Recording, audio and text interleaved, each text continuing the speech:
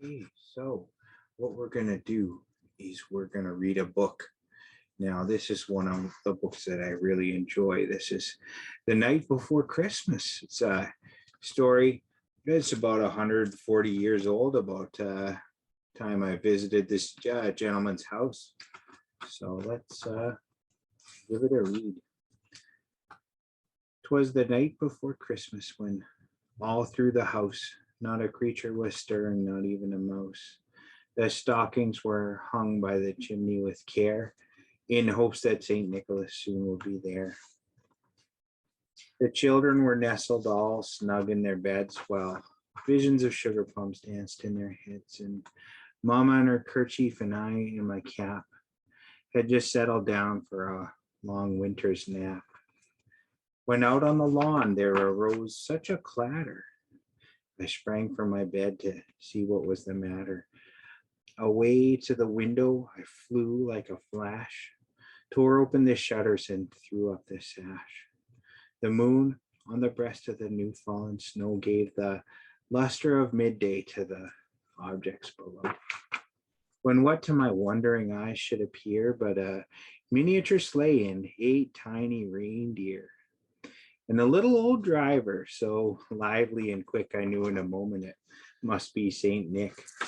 More rapid than eagles as coursers they came, and he whistled and shouted, and he called them by name.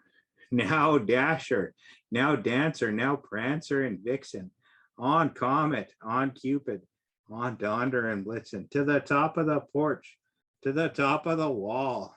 Now dash away, dash away, dash away all.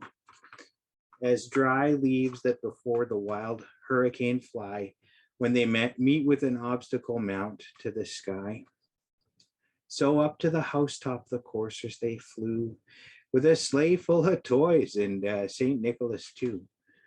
And then in a twinkling I heard on the roof the prancing and pawing of each little hoof.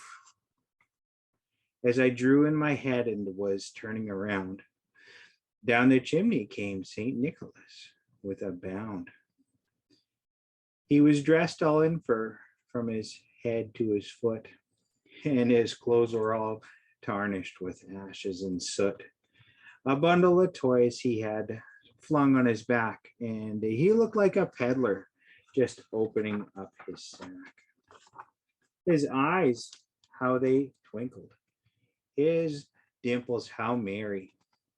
His cheeks were like roses, his nose like a cherry.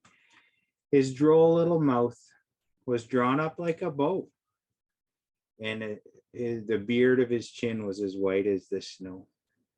The stump of a pipe he held tight in his teeth, and the smoke, it encircled his head like a wreath. He had a broad face and a round little belly that shook when he laughed like a bowl full of jelly. He was chubby and plump, a right jolly old elf, and I laughed when I saw him in spite of myself.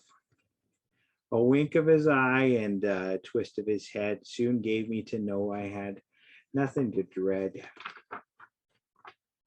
He spoke not a word, but went straight to his work, and he filled all the stockings and turned with a jerk, and laying a finger aside of his nose, and giving a nod up the chimney, he rose.